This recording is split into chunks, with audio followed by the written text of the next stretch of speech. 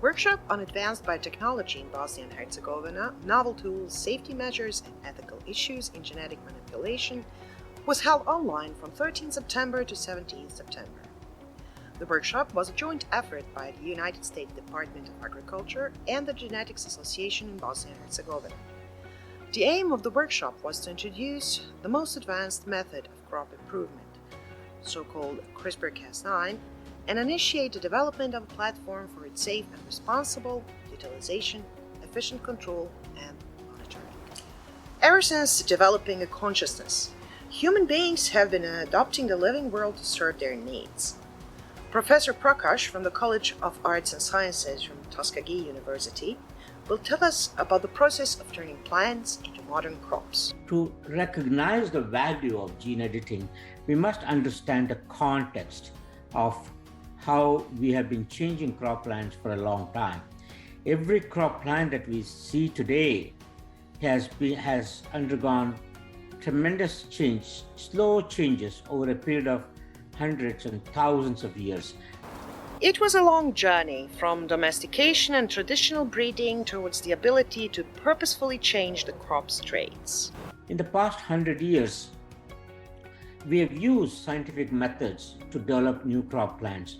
Traditional breeding, crossing plants, mutagenesis, exposing seeds to chemical and radiation, and more recently transgenic techniques including GMOs, and finally what I mentioned in terms of the gene editing. Unfortunately, genetically modified organisms were not widely accepted, and the opportunity to utilize all the benefits of this technology was not entirely exploited. Emerging new technology of genome editing is a promising solution, but still, there is a concern that this technology may end in the same pitfall. Professor Yiping Chi from the College of Agriculture and Natural Resources, University of Maryland, further explains why this should not happen. We all hope that genome editing is not going to be stepping into this kind of trap, because we want technology benefit to everybody. We don't want technology being, go to a sort of dead end. And so with that in mind, actually seeing this technology is so promising, a few years ago, the former secretary of USDA, Podržao, issued a statement on specifically plant breeding innovation addressing genome editing. The idea is the USDA does not regulate or have the plan to regulate plants that could otherwise be developed through traditional breeding technology, as long as they are not plant pests, and also developed using plant pests.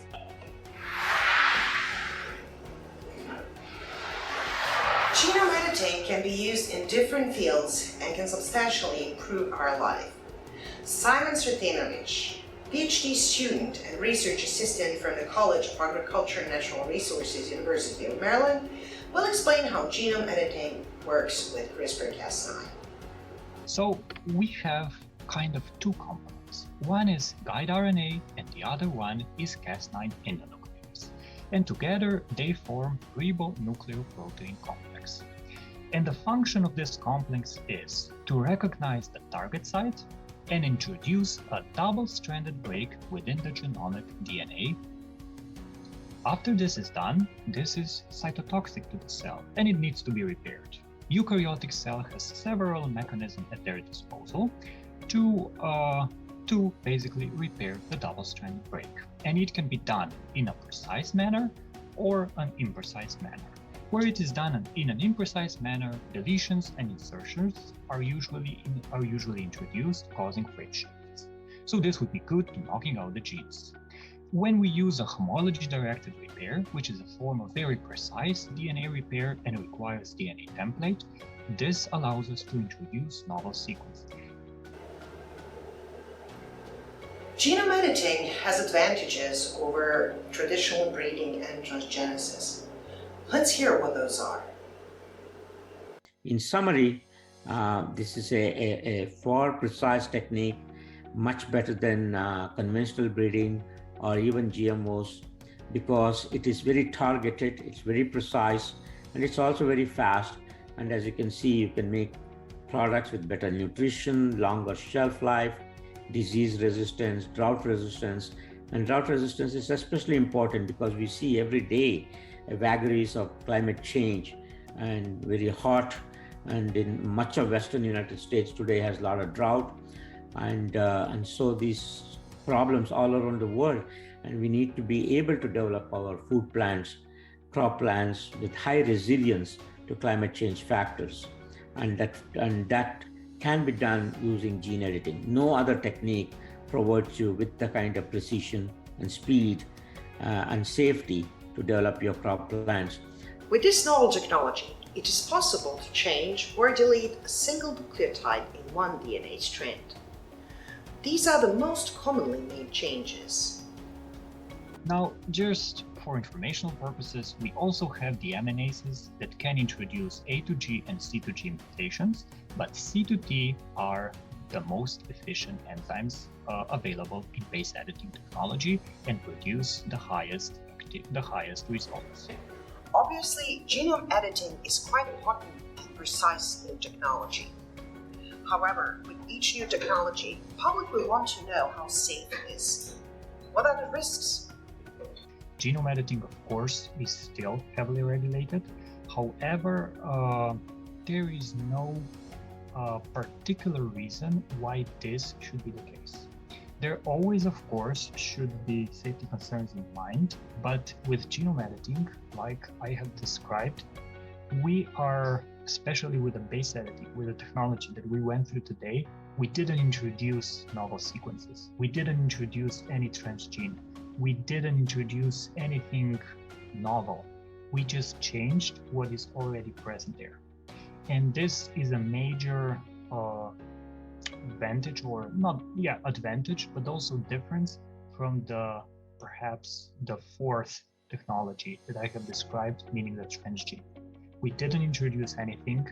So for this purpose, I believe that with appropriate testing, this should be done.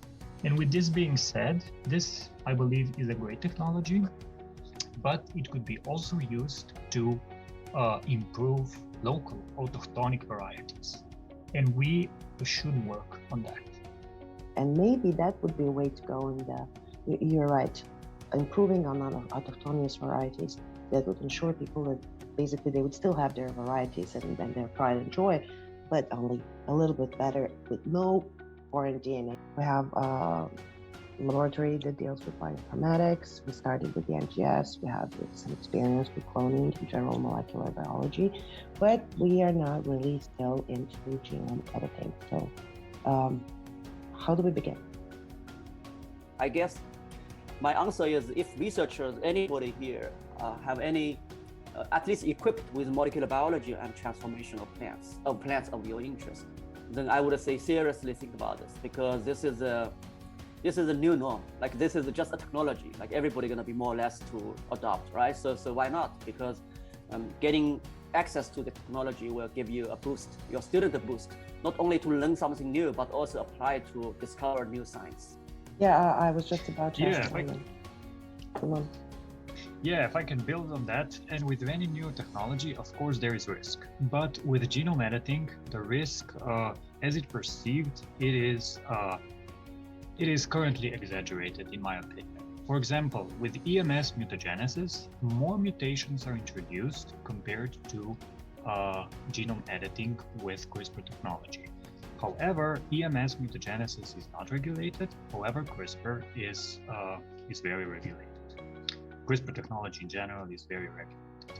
So yeah, I think the technology is misrepresented from the perspective of how not safe it is.